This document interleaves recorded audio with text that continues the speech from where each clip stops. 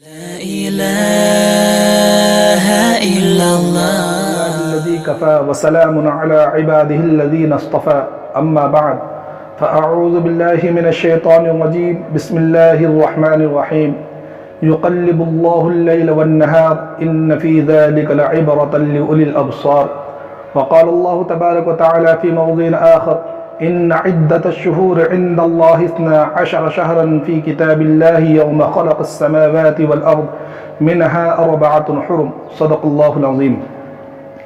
محترم بزرگوں اور مخلص ساتھیوں، اللہ تبارک و تعالیٰ کا بہت ہی بڑا احسان کرم ہے کہ اس نے ہمیں اسلام کی دولت اور ایمان کی دولت سے نوازا۔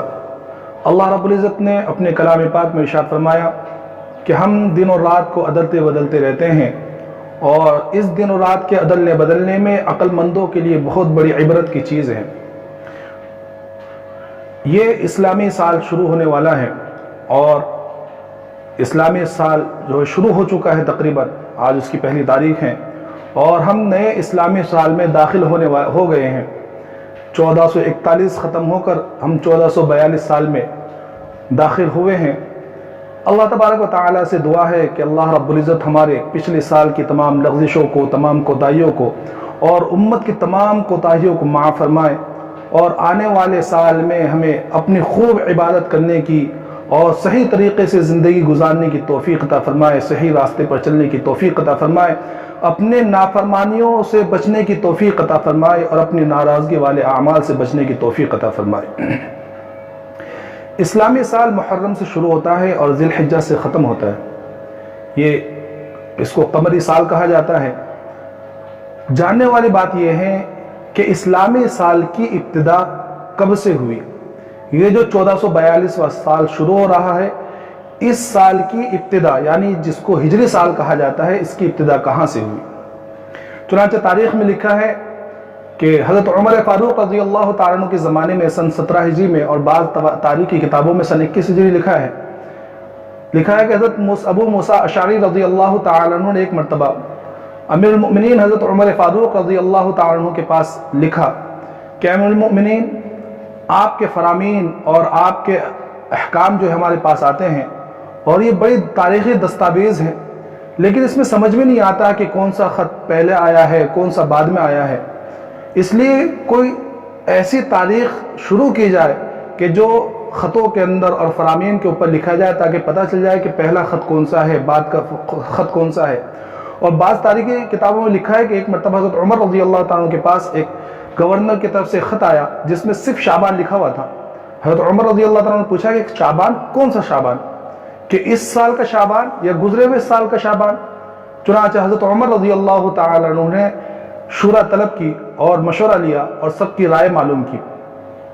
چنانچہ 4 اور بعض تاریخی کتابوں میں آتا ہے کہ 5 رائے اس بارے میں پیش کی گئی کہ اس تاریخ سے اسلامی اور اس واقعے سے اسلامی سن اور اسلامی سال شروع کیا جائے۔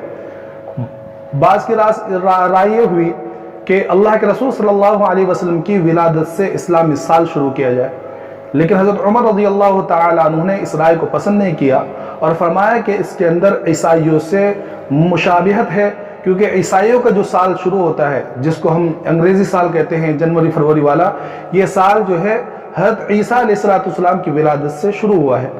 تو حضرت عمر نے اس رائے کو پسند نہیں کیا۔ بعض نے یہ رائے دی کہ اللہ کے رسول صلی اللہ علیہ وسلم کی نبوت سے اسلامی سال شروع کیا جائے۔ حضرت عمر رضی اللہ تعالیٰ نے اس کو بھی منع کر دیا۔ بعض کی رائے یہ ہوئی کہ اللہ کے رسول صلی اللہ علیہ وسلم کی وفات سے اسلامی سال شروع کیا جائے، لیکن حضرت عمر رضی اللہ تعالیٰ نے فرمایا کہ نہیں، اللہ کے رسول صلی اللہ علیہ وسلم کی وفات جو ہے امت کے لیے بہت بڑا حادثہ ہے اور بہت غمگین اور غم کی بات ہے، اس لیے اس سے بھی اسلامی سال کی شروعات نہیں کی جا سکتی۔ بعض نے یہ رائے پیش کی، اور بعض تاریخی روایت میں آتا ہے کہ خود حضرت عمر رضی اللہ تعالیٰ کی رائے یہ ہوئی کہ اسلامی سال اللہ کے رسول صلی اللہ علیہ وسلم کی ہجرت سے شروع کیا جائے۔ قربان جائیے حضرت عمر رضی اللہ تعالیٰ عنہ کی فراست کے کہ اس میں بہت بڑی حکمت چھپی ہوئی ہے۔ کیوں؟ اس لیے کہ آپ دیکھ لیجئے کہ دوسری جو چیزیں ہیں وہ کسی میں منتقل نہیں ہو سکتی۔ مثلا اللہ کے رسول صلی اللہ علیہ وسلم نبی بنائے گئے، اگر اسلامی سال وہاں سے شروع کیا جاتا تو نبوت کسی میں منتقل نہیں ہو سکتی، قیامت تک اب کوئی نبی نہیں آئے گا۔ اسی طرح اللہ کے رسول صلی اللہ علیہ وسلم کی ولادت سے اسلامی سال شروع کرنے میں نصارہ کی مشابہت. اگر معراج کے واقعے سے لیا جائے، یہ بھی ایک رائے پیش آئی تھی کہ معراج کے واقعے سے اسلامی سال شروع کیا جائے، تو معراج بھی منتقل نہیں ہو سکتی، کوئی دوبارہ معراج پہ جا نہیں سکتا. لیکن ہجرت وہ عمل ہے جو قیامت تک رہنے والا ہے. ہر امتی جو ہے ہجرت کر سکتا ہے اگر ایسے حالات پیش آئے. اس لیے اللہ کے رسول صلی اللہ علیہ وسلم کی ایک حدیث، اللہ کے رسول صلی اللہ علیہ وسلم فرمایا کہ سب سے بہترین اور سب سے بڑا مجاہد وہ ہے کہ مہاجر اور ہجرت کرنے والا شخص وہ ہے جو اللہ اور اس کے رسول کی نافرمانی والے کام چھوڑ دے، وہ سب سے بڑا مہاجر ہے. پتہ چلا کہ ہجرت کی بہت ساری قسمیں ہیں. اطاعت سے، معصیت سے اطاعت کی طرف آنا، یہ بھی ایک ہجرت ہے.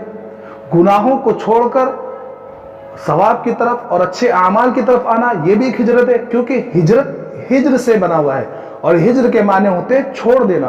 اللہ کے رسول صلی اللہ علیہ وسلم نے اپنے وطن کو ایمان اور اسلام کی خاطر اپنے پیارے وطن کو چھوڑا، اور اس حالت میں چھوڑا کہ جب مکہ سے رخصت ہو رہے ہیں تو کعبے کی طرف دیکھ کر اور بڑے غمگین اس میں اللہ کے رسول صلی اللہ علیہ وسلم فرما رہے کہ اے مکہ، کہ میرا دل تو نہیں چاہتا تھا کہ میں تجھے چھوڑ کے جاؤں، لیکن تیرے رہنے والے اور تیرے شہر کے رہنے والے مجھے یہاں رہنے نہیں دیتے. ان ایسے جذبات کو چھوڑ کر اللہ کے رسول صلی اللہ علیہ وسلم نے ہجرت فرمائی. اور ہجرت یہ بہت ہی اہم عمل ہے، کیونکہ یہ ہجرت وہ عمل ہے کہ جس عمل کی وجہ سے، کہ یہ ہجرت ہی ہے کہ جس ہجرت کی برکت سے اللہ رب العزت نے ایمان اور اسلام کو پوری دنیا میں پھیلایا. اس ہجرت کے بعد ہی وہ مکہ فتح ہوا ہے، اور اس ہجرت کے بعد ہی پوری دنیا کے گوشے گوشے میں اسلام کو پہنچنے کے راستے بن گئے. چنانچہ اس ہجرت کو حضرت عمر رضی اللہ عنہ نے فرمایا کہ ہجرت سے اسلامی سال شروع کیا جائے. چنانچہ حضرت عمر رضی اللہ عنہ کی رائے سے اتفاق کر لیا گیا اور اسلامی سال کی ابتدا ہوئی. اب مسئلہ یہ ہے کہ پہلا مہینہ کون سا مانا جائے. تو بعض نے یہ رائے پیش کی کہ ربیع الاول کا مہینہ، چونکہ ربیع الاول ہی میں ہجرت ہوئی ہے تو اس مہینے کے اندر جو ہے مہینے سے اسلامی سال شروع کیا جائے. لیکن حضرت عثمان اور حضرت علی رضی اللہ عنہ کی رائے یہ ہوئی کہ نہیں، محرم، چونکہ پہلے ہی سے محرم جو حرمت والا مہینہ تھا اور اسی سے پہلے بھی سال شروع ہوا کرتا تھا، تو اسی سے اسلامی سال شروع کیا جائے. اور اللہ کے رسول صلی اللہ علیہ وسلم نے بھی ہجرت کا ارادہ محرم ہی میں کر لیا تھا. چنانچہ اس مہینے کو اسلامی مہینہ، پہلا مہینہ شمار کر لیا گیا اور اسلامی تاریخ وہاں سے شروع ہوئی. یہ اسلامی سال کی ابتدا ہے اور وہاں سے اسلامی سال شروع ہوا. گویا کہ آج اللہ کے رسول صلی اللہ علیہ وسلم کو ہجرت کیے ہوئے 1442 سال ہونے والے ہیں، ہو چکے ہیں تقریباً.